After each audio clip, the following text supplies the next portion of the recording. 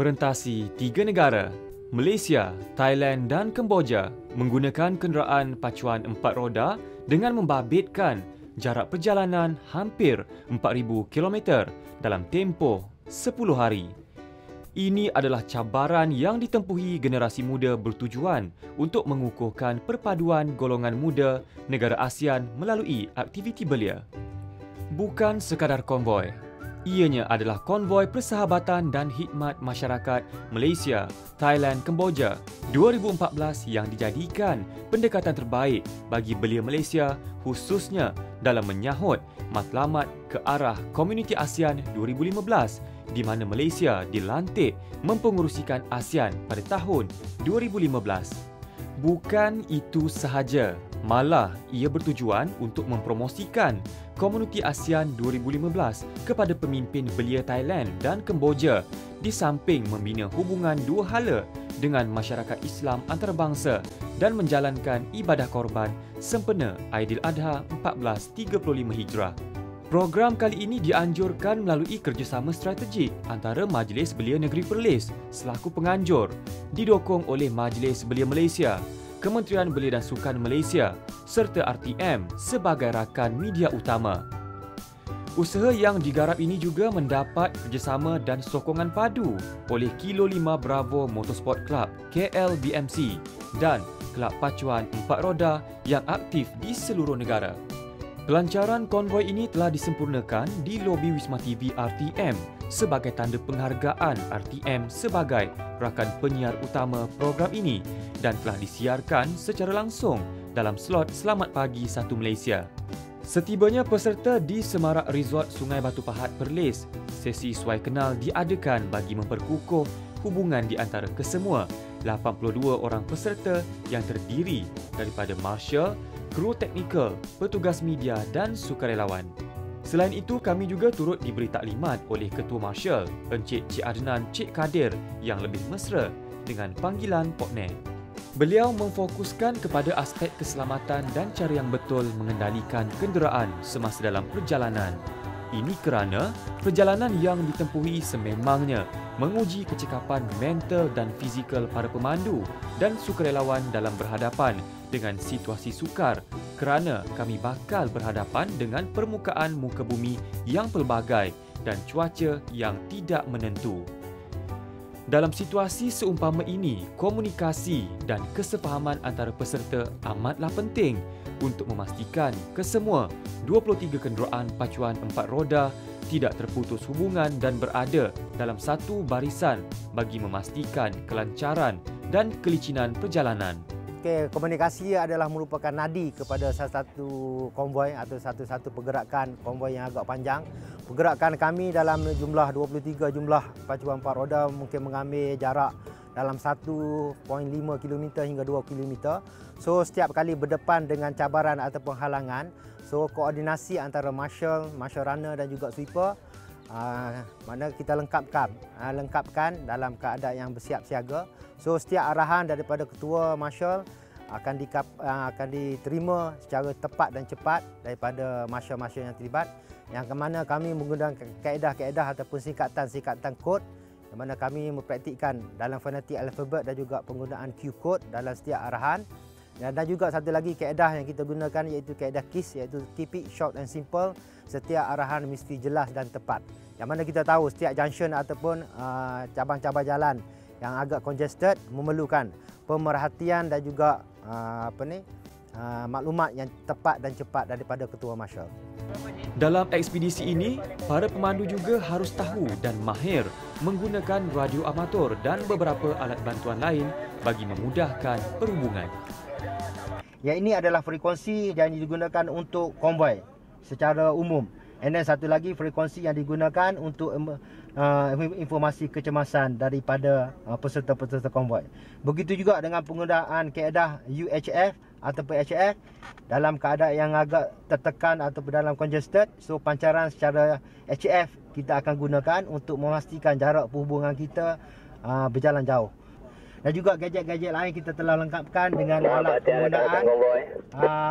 penggunaan menggunakan kaedah GPS ataupun global provisioning system, and then kita akan menggunakan kaedah-kaedah yang tertentu yang mana para peserta akan dilengkapi dengan pelbagai alat komunikasi. Tapi biasanya untuk penggunaan marshal ataupun sebagai ketua rombongan ataupun expedition leader, kita telah dilengkapi dengan 2 GPS sebagai backup perhubungan komunikasi kita apabila berlaku sesuatu perkara yang perlu kita buat keputusan, sama ada lancongan ke kiri, ke kanan ataupun ke depan. So dengan cara tak langsung dengan penggunaan 2 GPS, kita boleh monitor velocity factor dan juga kaedah-kaedah tentu dalam penggunaan GPS. Keadaan kenderaan juga amat penting sebelum memulakan perjalanan ini. Untuk itu, kesemua kenderaan melalui satu proses pemeriksaan yang dijalankan oleh Off-Road Tracker Adventure Team (OTAT) dari Oscar Tango 4x4 Overload Expedition Team bagi memantau aspek mekanikal dan elektrikal setiap kenderaan supaya berada dalam keadaan baik dan mengelak berlaku insiden yang tidak diingini. Sekiranya kenderaan yang diperiksa tidak menepati spesifikasi yang telah ditetapkan, kenderaan tersebut tidak dibenarkan menyertai konvoi. Apakah masalah depan atau belakang? Sebelum kita mulakan perjalanan, kita telah beri semua peserta list untuk pemeriksaan kenderaan. Mereka hendaklah mematuhi keadaan yang kita telah tetapkan, list yang telah kita buat. Kita hendak memastikan kenderaan tu seperti yang dikehendaki di dalam list yang kita telah beri. Jadi hari ini kita buat pemeriksaan kenderaan sebelum berlepas untuk pastikan kenderaan dalam keadaan yang selamat dan stabil sebelum kita bergerak ke Kamboja pada esok hari. Bagi memberi pendedahan kepada para peserta, khususnya para sukarelawan yang terdiri dari belia tentang betapa pentingnya hubungan antara negara komponen ASEAN, Forum Celik Komuniti ASEAN turut diselitkan dalam aturcara di hari pertama sebelum memulakan perjalanan. Forum ini memfokuskan kepada peranan belia dalam memacu perkembangan ekonomi di rantau ASEAN.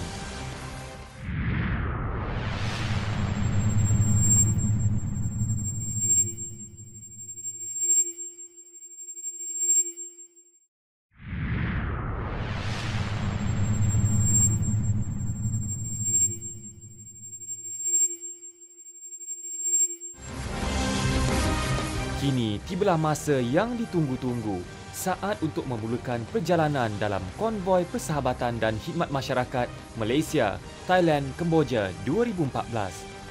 Pagi yang cerah pastinya membangkitkan lagi semangat kesemua 82 peserta yang sudah tidak sabar dan teruja untuk memulakan perjalanan hampir 4,000 km pergi dan balik merentasi Thailand dan Kemboja.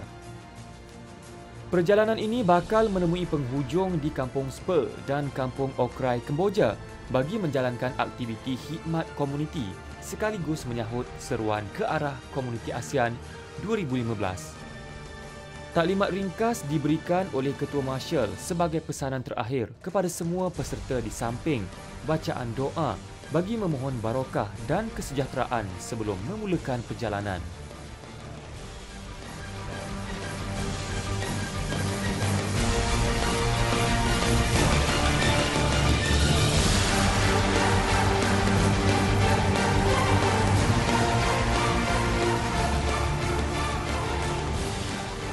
Jam kini telah pun menunjukkan pukul 8.30 pagi dan kami semua telah pun bersedia untuk memulakan perjalanan sejauh 1,800 km yang mengambil masa kira-kira 20 jam untuk menuju ke sempadan Kemboja, Thailand iaitu arahnya Pratek dan seterusnya untuk menuju ke Kampung Spur.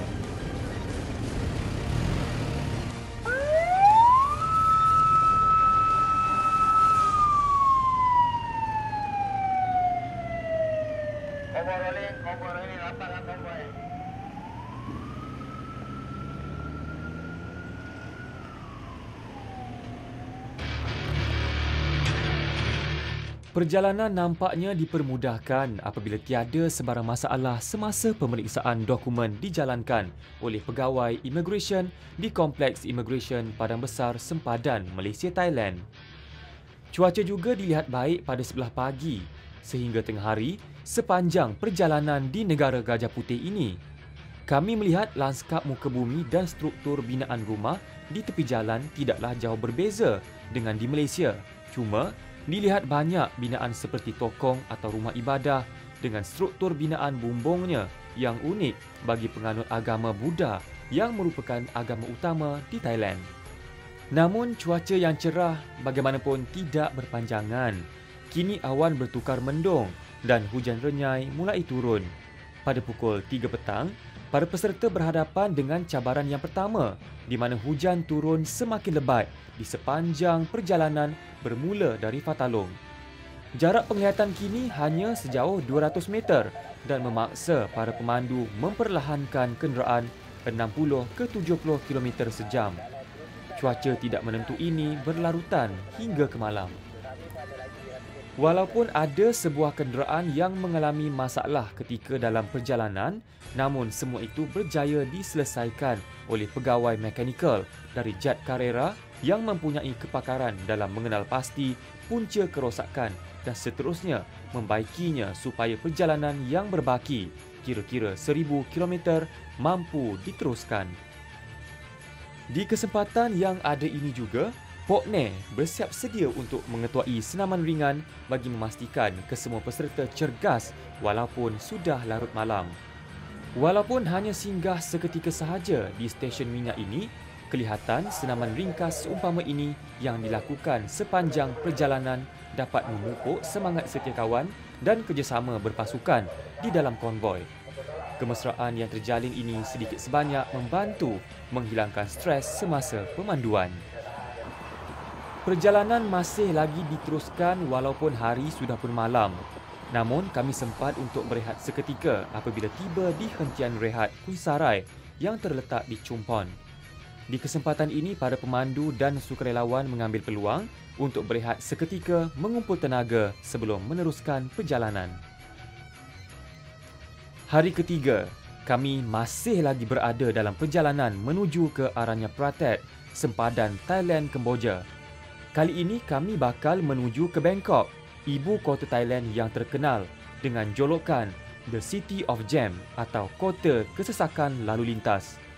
Ibu negara Thailand ini mempunyai populasi penduduk seramai 14 juta orang dan merupakan bandaraya paling terkenal di Thailand. Kami agak khawatir sekiranya terkandas di dalam kesesakan lalu lintas semasa berada di Bangkok kerana ia akan mengambil masa yang lama untuk tiba ke destinasi. Namun, nasib kami baik kerana pada ketika itu, kesesakan lalu lintas yang kami tempuhi tidaklah seperti yang digambarkan. Di sini, komunikasi memainkan peranan yang penting untuk memastikan konvoi berada dalam satu barisan di tengah kota raya yang sesak ini. Ataupun entering the traffic light, kita akan re-layout balik kenderaan-kenderaan kita. Dan juga satu formasi yang bila perjalanan yang agak jauh dan mengambil masa yang panjang, untuk mengelakkan rakan-rakan daripada mengantuk, kita menggunakan kaedah penjarakan kenderaan dengan bilangan saat. Sebagai contoh, apabila Ketua Marsha menyatakan penjarakan kenderaan dengan bilangan 12,220. That means dalam jangka bilangan 12,220, lebih kurang 8 hingga ke 9 saat, rakan-rakan menjarakkan kenderaan. So, dalam formasi berikut, kita akan dapat lihat pengaturan ataupun jarak kenderaan itu agak sama. Dari kota, kami beralih ke laluan kampung bermula di Nakonayok. Kami disajikan dengan pemandangan yang indah dengan sawah padi yang terbentang hijau di kiri dan kanan. Namun, di sini kecekapan para pemandu diuji lagi. Ini kerana laluan yang kami tempuhi bermula di Kampung Na dan di kawasan perkampungan kecil Chong Prasit tidak sekata serta berlubang-lubang hampir 5 km. Sebelum kami memasuki pekan kecil di Wat Udom. Ini membuatkan para pemandu lebih berhati-hati dan berwaspada dalam pemanduan. Alah bisa tegal biasa. Oleh kerana semua pemandu yang mengikuti konvoi ini ada yang sudah berpuluh tahun memandu kenderaan pacuan 4 roda, ia bukanlah satu cabaran yang besar. Akhirnya kami tiba di arahnya Pratet, sempadan antara Thailand Kemboja pada jam 9 malam setelah menempuhi perjalanan lebih 1,200 km.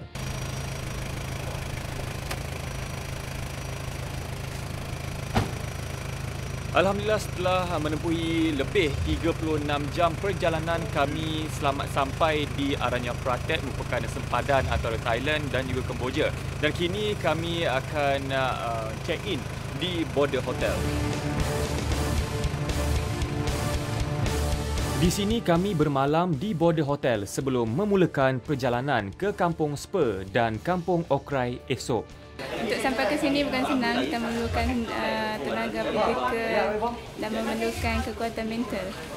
Sekarang kita dah sampai. Alhamdulillah, kawan-kawan yang tadi pun kelaparan dan yang setengah-setengah tu masing-masing dah letih. Tapi saya bersyukur kerana perjalanan kita sampai ke negara Thailand, alhamdulillah telah berjaya. Besok pagi-pagi kita akan mula bergerak ke Cambodia. Kami mula bertolak dari hotel seawal pukul 8 pagi untuk memasuki Kemboja. Seperti biasa, kami harus melepasi pemeriksaan dokumen di Kompleks Immigration Thailand di Aranya Pratet dan satu lagi pemeriksaan di Kompleks Immigration Poi Phet, Kemboja, dan alhamdulillah segalanya berjalan lancar. Melangkah sahaja masuk di bumi Kemboja, kami disambut meriah oleh 200 pelajar sekolah berdekatan yang beratur di sepanjang jalan di Poi Phet. Mereka dilihat begitu gembira dan teruja menyambut ketibaan delegasi dari Malaysia. I'm very excited and even my student because we are like the house owner, so we have visitor and the culture of Cambodia that we must welcome visitor with our bright smile. And regardless of Malaysia, Cambodian or Thai, we are all human beings living on this planet. So we love each other. Selain itu, kami turut berbangga kerana kami disambut oleh Timbalan Gubernur Poi Phet, Encik Nong Ten, Ketua Pos Pemeriksaan Antarabangsa Poi Phet, Encik Anvanak, dan Ketua Pendidikan Bandar, Encik Chem Sambo. ASEAN, Malaysia, Thai, Cambodia, ASEAN 2015 ក្នុងនាមខ្ញុំបាទឈ្មោះណងធឿនជាអភិបាលរងក្រុងប៉ោយប៉ែតហើយក្នុងនាមជំនុំបង្អយរដ្ឋបាលក្រុងខ្ញុំសូមថ្លែងអំណរគុណចំពោះវត្តមានដ៏ជ្រាលជ្រៅចំពោះគណៈប្រតិភូសហគមន៍អាស៊ានដែលបានមកធ្វើទស្សនកិច្ចនៅចូលតាមច្រកប៉ោយប៉ែតយើងឆ្លងទៅសៀមរាបទៅកំពង់ចាមរួចហើយត្រឡប់មកស្នាក់នៅសៀមរាប Semasa berada di Poi Phet, kami melihat satu lagi situasi yang tidak pernah dilihat di Malaysia. Jika di Thailand, kami teruja melihat modifikasi kenderaan untuk mengangkut barangan. Namun di Kemboja, situasinya lebih hebat lagi. Kebiasaannya di Malaysia, barangan yang bersaiz besar dengan kuantiti yang banyak diangkut menggunakan sebuah lori. Namun, di sini, muatan tersebut dibawa menggunakan sebuah motosikal yang telah diubah suai. Selain itu, kami turut terkesima melihat kudrat penduduk Kemboja yang boleh digambarkan sebagai badang.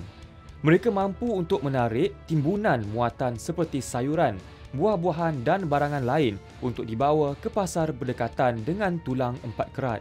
Situasi ini cukup untuk membuktikan bahawa kaum lelaki bangsa Khmer, iaitu bangsa rasmi Kemboja yang didakwa terkenal dengan kekuatan dan sifat kepahlawanan. Bangsa Khmer memonopoli sebanyak 90% penduduk di Kemboja dan beragama Buddha. Ini diikuti dengan bangsa Cham yang majoritinya Islam sebanyak 8% dan selebihnya bangsa Cina. Perjalanan yang berbaki 7 jam kami teruskan lagi. Kali ini kami cukup gembira.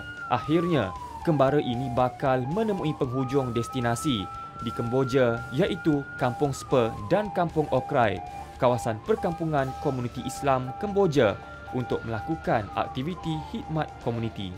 Menternak lembu dan bersawah adalah sumber pendapatan utama penduduk kawasan ini, khususnya di Krong Steng Seng dan Krong Net Cham. Kreativiti penduduk di sini terserlah lagi apabila kami melihat di tepi jalan deretan tempat pembuatan patung Buddha dan peralatan keagamaan dibuat sendiri oleh penduduk setempat. Ini membuatkan kami terpegun melihat kehalusan seni ukiran batu yang ditampilkan oleh penduduk Kemboja. Selain itu, deretan pondok dapat kami saksikan juga di sebelah kiri dan kanan jalan di mana penduduknya masih lagi menggunakan cara tradisional untuk menampi dan mengemping beras sebagai sumber pendapatan harian. Semakin jauh kembara di bumi Kemboja, kami umpama melalui terowong masa kembali ke zaman silam. Kami seperti kembali semula ke era 80-an di Malaysia. Jalan raya dilihat tidak berturap sepenuhnya dan berlubang besar di bahagian kiri kanan jalan terpaksa dilalui penduduk setiap hari. Ditambah dengan debu yang tebal menyukarkan lagi perjalanan. Pengalaman seumpama inilah yang tidak dapat dijual beli pada masa kini dan inilah yang ingin diperlihatkan oleh Baharudin Daud yang membawa keluarganya untuk turut serta dalam konvoi kali ini. Bawa keluarga saya untuk datang bersama konvoi Malaysia Thai Kemboja. Bawa anak saya ni yang berumur 10 tahun, darjah 4, minta cuti kepada cikgu. Cikgu bagi semata-mata untuk mencari pengalaman bersama-sama dengan rakan-rakan konvoi dalam jarak jauh. Nanti balik saya akan buat satu laporan untuk ceritakan pengalaman di Kemboja kepada guru dan kawan-kawan saya.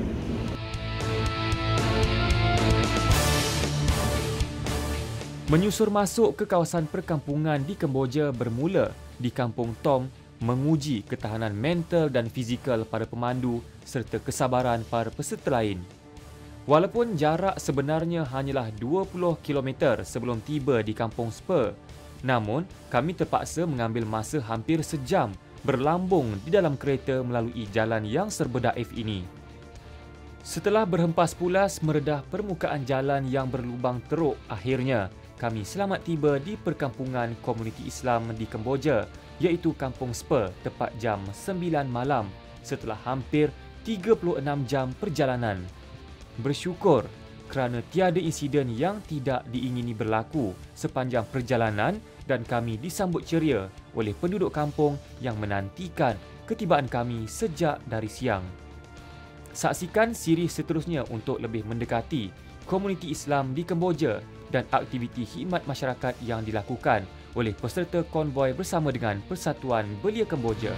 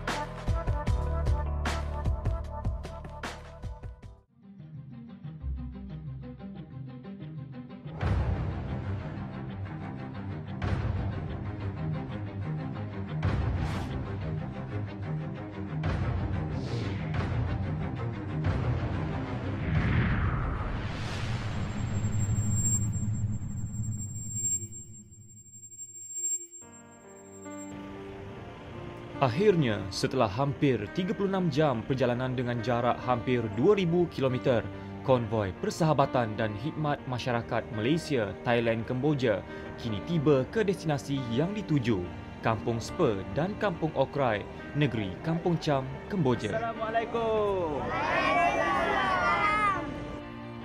Bersyukur yang teramat sangat kerana sepanjang perjalanan ini tiada sebarang insiden yang tidak diingini berlaku walaupun kami terpaksa berhadapan dengan pelbagai situasi sukar dengan keadaan jalan yang tidak sekata dan berlubang-lubang ditambah lagi dengan cuaca yang tidak menentu. Penat dan lelah kami hilang seketika apabila kami disambut dengan meriah oleh komuniti Islam di Masjid Jami' Al-Islamiah Kampung Spur yang setia menunggu ketibaan konvoi ini sejak dari petang. Walaupun jam ketika itu menunjukkan pukul 9 malam, namun mereka tetap tidak berganjak dari kemah yang telah didirikan berhadapan dengan masjid tersebut menantikan ketibaan kami.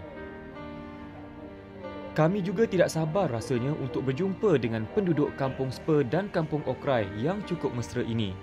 Yang menariknya, ada di antara mereka yang fasih berbahasa Melayu dan membuatkan kami lebih teruja untuk bersama mereka berkongsi cerita dua negara. Walaupun bahasa yang digunakan di kampung ini ialah bahasa Cham, namun ia bukanlah penghalang untuk kami berkomunikasi. Dari riak muka mereka sahaja sudah cukup untuk menggambarkan mereka amat berbesar hati menyambut kunjungan kami. Begitu juga dengan anak-anak kecil dan golongan belia di kampung ini. Kelihatannya mereka begitu teruja dan gembira menerima tetamu dari Malaysia yang akan bertandang di kampung ini selama 2 hari. Majlis ringkas ini turut disisipkan dengan sesi pembahagian para peserta dengan keluarga angkat masing-masing. Di sini kami tidak boleh memilih siapakah keluarga angkat yang kami mahukan, walaupun sebelum ini ada di kalangan para peserta yang telah datang ke sini bagi misi yang sama 2 tahun dahulu. Para peserta akan dibahagikan kepada satu keluarga angkat secara rawak, di mana setiap keluarga angkat akan menerima 2 anak angkat di kalangan peserta konvoi. Kami akan duduk sebumbung dengan keluarga angkat masing-masing dan cuba menyelami kehidupan komuniti Islam di sini.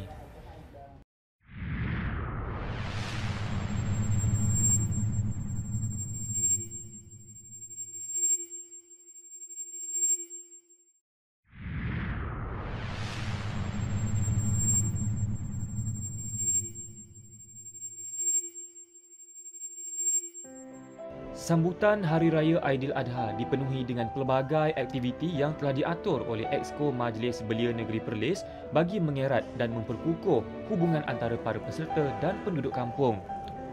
Selesai tazkirah diberikan selepas solat fardu subuh, kami semua terus bersiap sedia untuk menunaikan solat sunat Aidiladha di Masjid Jami' Al-Islamiah Kampung Spa bersama dengan hampir 500 orang jemaah yang hadir ketika itu. Kata orang, takbir raya di negara luar agak berbeza dengan di Malaysia. Namun, di sini ia tidaklah jauh bezanya.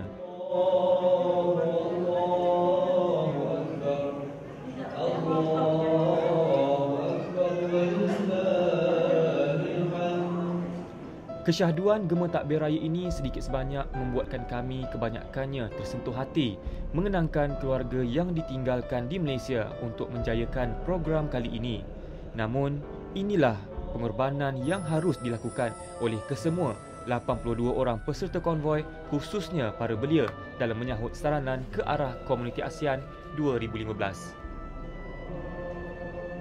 Tanggal 5 Oktober 2014 bersamaan 10 Zulhijjah 1435 Hijrah, sambutan Hari Raya Aidiladha disambut sederhana tetapi meriah bersama dengan penduduk Kampung Spa dan Kampung Okrai. Dapat kami lihat di sini, anak-anak kecil kampung ini memenuhi segenap ruang di kawasan masjid untuk bersama menyaksikan ibadah korban yang akan dilakukan. Program ibadah korban sebagaimana yang telah disumbangkan oleh rakyat Malaysia kepada penduduk-penduduk di Kampung Spa dan juga seluruhnya di Kemboja ini menerusi program korban dan akikah yang telah pun kita laksanakan selama 3 tahun. Alhamdulillah pada tahun ini kita menerusi program kita ini kita mendapat 27 ekor yang kita sumbangkan menerusi pejabat mufti Kemboja. Kemudian sepanjang program ini juga kita akan melaksanakan program pemeriksaan kesihatan secara percuma yang mana petang nanti insya-Allah penduduk kampung akan datang untuk meriksa kesihatan mereka. Dan untuk kanak-kanak kita akan mengadakan sukanika bagi menggembirakan mereka di hari Lebaran pada hari ini, dan peserta juga akan kita mengimarahkan program silaturahim ini dengan menziarahi keluarga-keluarga angkat. Bagi Imam Besar Masjid Jami' Al-Islamiah Kampung Spa yang juga merangkap sebagai ketua komuniti Islam di sini, beliau menyifatkan kunjungan delegasi dari Malaysia ini umpama satu rahmat dari Allah Subhanahu Wa Taala. Kita bergembira dan saya berbangga dengan rombongan Belia Perlis Malaysia ini. Pasal ada yang khususnya ialah meringankan beban umat Islam di Kemboja, khususnya di Kampung Spa, Kampung Cham. Bermaknanya orang Islam di sini, ribuan terima kasih kepada rombongan belia Perlis di atas sumbangan dan pengorbanan jasa-jasa yang tidak terhingga nilai-nilainya. Dan itulah saya sebagai imam besar di Masjid Jami' Al-Islamiyah Kampung Sepui ini, saya menghulurkan ribuan terima kasih dan seterusnya kepada rakyat-rakyat, yakni seluruh Malaysia akan datang di sini lagi, yakni harapan kami di sinilah. Walaupun taraf kehidupan sedikit berbeza, namun kami amat bersyukur kerana dapat disatukan dengan perasaan yang sama, iaitu perasaan kasih dan sayang. Tumpahnya darah 4 ekor lembu dan 2 ekor kambing di bumi kampung Sepur ini membuktikan walaupun jarak jauh beribu batu, namun ia bukan penghalang untuk kami berhimpun bersama dan berkongsi sedikit kemewahan yang ada bersama mereka yang kurang berkemampuan di sini. Kali ini, mereka berasa cukup bertuah. Program ini telah berjaya menyumbangkan keseluruhan 27 ekor lembu hasil korban dan akikah belia Malaysia. Kesemua lembu ini telah diberikan kepada Mufti Kemboja dan telah diagihkan kepada semua komuniti Islam yang berada di sini. Tahun ini, Kampung Sepur mendapat 4 ekor lembu korban, manakala Kampung Okrai mendapat 3 ekor lembu. Kami tidak terkecuali untuk mengikuti agihan daging di seluruh kampung ini. Semasa kami bergerak di setiap pelosok kampung ini, dapat kami saksikan kampung yang berusia hampir 400 tahun ini mempunyai kelainan dan keistimewaannya yang tersendiri. Semua rumah di sini mempunyai struktur binaan yang hampir sama, dibina dengan hasil keringat mereka sendiri, dan papan untuk membuat rumah juga diproses sendiri oleh penduduk kampung. Sebagai bukti, mereka akan meletakkan tanda tahun rumah itu siap dibina di atas bumbung rumah masing-masing. Tiang tinggi menjadi identiti binaan rumah tradisional ini, ditambah lagi dengan kehalusan ukiran tangga yang menghiasi setiap pintu utama menambah seri rumah papan ini. Ia menjadi simbol dan identiti Kampung Sepur. Tangga rumah ini, dia ada bercorak ini, dia nak menunjukkan kesenian kebudayaan di Kemboja ini. Dia maknanya boleh katakanlah orang rajin mensenikan, yakni perbandingan seni-seni lain pula. Jadi sampai buat tangga pun nak guna seni juga. Tunjuk katakanlah maknanya penduduk ini suka perkesenian. Nama Kampung Sepur ni, yakni atuk moyang kita tu, maknanya perjumpaan dengan satu pokok, yakni pokok Sepur ni, bermaknanya kalau terjemah ikut bahasa Malaysia maknanya belimbing. Jadi satu pokok tu boleh tandakan satu nama kampung. Itu asal jadi nama Sepur ni. Penduduk yang dalam kampung ni jumlahnya 600 keluarga, dan kalau segi rumah yang lebih kurang 400 saja. Mereka tidak mempunyai kemudahan infrastruktur yang lengkap, tiada jalan berturap dan tiada lampu jalan yang disediakan. Selain itu, mereka masih lagi menggunakan bekalan air yang dipam dari telaga untuk kegunaan harian. Bekalan elektrik pula, walaupun ada disambungkan, namun kegunaannya terhad. Rata-rata penduduk di sini menggunakan 1 atau 2 sahaja lampu mentol untuk menerangi seisi rumah. Namun sedikit cahaya ini sudah memadai bagi mereka menerangi kegelapan malam. Melihatkan situasi ini membuatkan kami berasa syukur yang teramat sangat lahir di bumi Malaysia dan mengecapi nikmat kesenangan seperti sekarang. Rata-rata penduduk di sini menjadikan pertanian sebagai mata pencarian utama di samping memelihara binatang ternakan seperti lembu dan kerbau. Di sini penduduknya memelihara binatang ternakan sebagai persiapan sekiranya anak-anak mereka mahu melanjutkan pelajaran ke peringkat yang lebih tinggi. Selesai sahaja agihan daging kepada seluruh penduduk kampung, kami beralih ke aktiviti seterusnya. Banyak lagi aktiviti telah direncanakan khas untuk segenap lapisan penduduk kampung di sini. Bagi golongan dewasa, satu sesi pemeriksaan kesihatan telah dilakukan oleh pegawai perubatan yang turut serta dalam konvoi kali ini, iaitu Dr. Muhammad Tajuddin Syafi'i. Kami agak terkejut pada mulanya dengan sambutan yang menggalakkan dari penduduk, khususnya kaum wanita. Mereka hadir beramai-ramai kerana inilah peluang yang mereka ada untuk memantau tahap kesihatan kerana mereka kurang berkesempatan ditambah dengan kesempitan wang untuk melakukan pemeriksaan di pusat kesihatan berhampiran.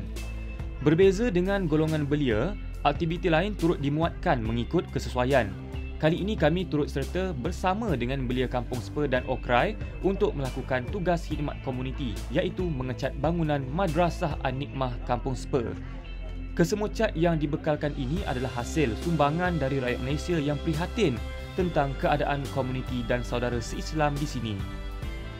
Melihat saja madrasah ini kami seolah tidak percaya kerana sekali pandang ia seperti bangunan separuh siap yang telah lama ditinggalkan. Namun, inilah tempat anak-anak kampung ini mendalami ilmu agama. Bukan hendak mengherdik atau mencaci. Walaupun daif di mata kita, namun ia tetap cantik di mata anak-anak kampung Spa ini dan mereka tetap bersyukur kerana masih ada tempat untuk mereka belajar ilmu agama. Sebelum diberi nama Madrasah An-Nikmah ni, sekolah ni dulu nama dia Ihyauddin. Dan hasil pembinaan sekolah itu adalah daripada ataupun istilah yang diberi adalah beras genggam ataupun dana yang dikumpul ataupun dikolek daripada orang-orang kampung dalam satu minggu tu lebih kurang 50 sen setiap rumah. Dan pada waktu itulah sekolah ini pun ditubuhkan sehari demi sehari, dan dalam penubuhan itu juga sumbangan daripada luar seperti dari Malaysia. Kalau nak dibandingkan dengan sekolah-sekolah yang ada di Malaysia tu, jauh lah, saya rasa jauh. Apa yang saya pernah alami di Malaysia dengan saya pernah alami di sini, jauh. Tapi walaupun jauh macam tu, semangat yang ada untuk memajukan sekolah ini dan orang-orang kampung ni, maknanya insya-Allah lah akan mencapai target di masa-masa akan datang. Cuma saya berharap semangat yang ada sekarang ni janganlah padam gitu saja.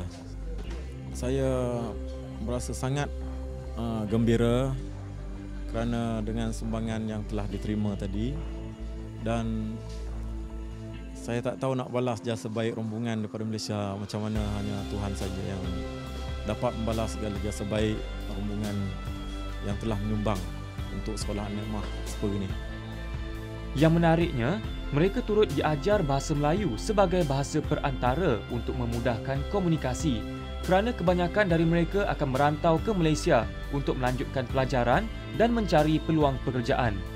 Dua bangunan ini masing-masing mempunyai 9 dan 6 bilik darjah yang digunakan untuk 2 sesi pembelajaran di waktu pagi dan petang. Mereka diajar oleh 9 orang guru tempatan yang bersemangat wajar mahu mendidik anak-anak kampung ini walaupun ada kalanya tidak bergaji. Anak-anak kecil inilah bakal menjadi peneraju negara bangsa pada masa akan datang. Merekalah yang bakal menjadi pemimpin dan mengubah segalanya ke arah yang lebih baik. Jadi, untuk mengecapi semua itu, pendidikan adalah tonggak utama yang harus ditekankan kepada anak-anak kecil ini. Melihat saja semangat dan keceriaan mereka dalam aktiviti sukaneka yang telah diaturkan membuatkan kami tersenyum dan leka seketika melihat kerenah anak-anak kampung Spa ini. Mereka begitu teruja dan gembira dengan aktiviti yang telah diatur oleh Exco Majlis Belia Negeri Perlis. Jika di Malaysia, anak-anak kecil seperti ini sudah pandai dan mahir menggunakan alat-alat gadget dan alat komunikasi lain, namun di sini situasinya berbeza. Mereka berkerumun mengelilingi kami untuk melihat kecanggihan alat komunikasi dan gadget seperti telefon bimbit dan kamera yang jarang-jarang sekali dilihat di kampung ini. Keadaan seumpama ini membuatkan hati kami luluh dan tersentuh.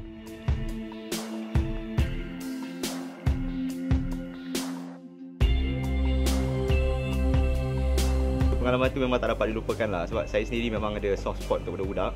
Jadi bila pergi dengan budak-budak tu, jadi automatically macam terus suka nak buat aktiviti dengan diorang. Kalau macam buka handphone, kadang-kadang diorang maybe tak biasa kan dengan handphone. Bila kita buka tu diorang seronok, datang semua tengok, apa benda tu sebenarnya kan. Jadi memang seronok lah dengan budak-budak. Betul, bila kita buat macam magic show ke, kita buat sukan neka dengan diorang semua macam-macam game kan. Jadi diorang pun lagi seronok sebab diorang tak pernah, jarang lah, bukan tak pernah, tapi jarang ada pengalaman macam tu. Jadi bila abang-abang ni semua datang kan, bila kat sini datang buat aktiviti dengan diorang rasa lagi teruk juga lah. Dia pengalaman best. Pengalaman ini juga amat bermakna bagi Kyrgyzstan, merupakan satu-satunya peserta India yang mengikuti konvoi ini.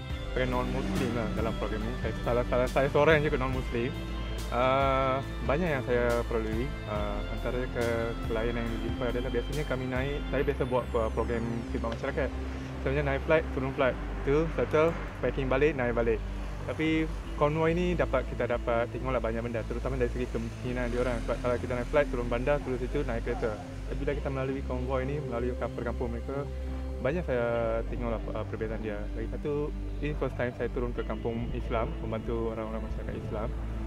Sebelum ni, saya tak dapat peluang tu. Sebab KL, nak kata orang Islam miskin sangat, susah lah nak cari lah. Sebab kat Kamboja ni memang kata totally miskin lah dia orang ni. Sebab tak ada kemudahan asas yang utama. Satu pengalaman baru untuk saya sebab dapat berkenalan dengan ramai orang daripada latar belakang yang berbanyak dari sini. So dapatlah banyak ilmu berkongsi dengan itu, terutama dengan orang kampung. Walaupun berhadapan dengan pelbagai cabaran, namun ia tidak melemahkan semangat Nurul Afizah Hasinordin sebagai antara peserta wanita yang suka akan cabaran. Saya suka cabaran dan ini antara satu perkara yang saya mesti cuba. Ini kali pertama Nurul sertai konvoi ini dengan perjalanan yang agak jauh dan mencabar, jumpa jalan berlubang, melintasi dua negara. Dalam konvoi kali ini, kami tidak ketinggalan untuk menyampaikan sedikit sumbangan yang telah dikumpul hasil kutipan dari mereka yang prihatin di Malaysia. Sumbangan yang diberi ini merupakan pakaian, Al-Quran, sejadah dan beberapa keperluan lain. Walaupun bukan segunung intan, namun ini yang kami mampu sumbangkan. Apa yang termampu, itulah yang kami cuba bantu. Walaupun hanya 2 hari kami bertandang di Kampung Sper dan Kampung Okrai ini, namun ia sudah memadai untuk menyelami dan menghayati kesusahan yang dialami oleh penduduk di sini, sekaligus membuatkan kami sedar dan bersyukur terhadap nikmat yang telah dikecapi hingga ke hari ini. Misi kami masih belum berakhir. Setelah selesai dengan tugasan khidmat komuniti di Kampung Sper dan Okrai, kini kami singgah seketika di Siem Reap. Kali ini kami mendekati pula komuniti Islam yang berada di sekitar kawasan perkampungan di Tonle Sap.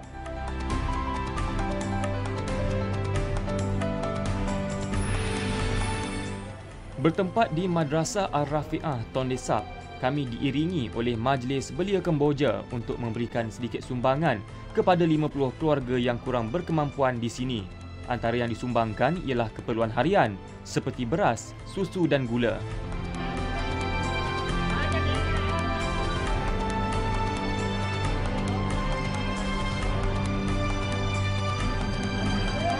Setelah selesai dengan pemberian sumbangan ini, kami terus bergerak untuk menamatkan misi dengan pulang semula ke Malaysia.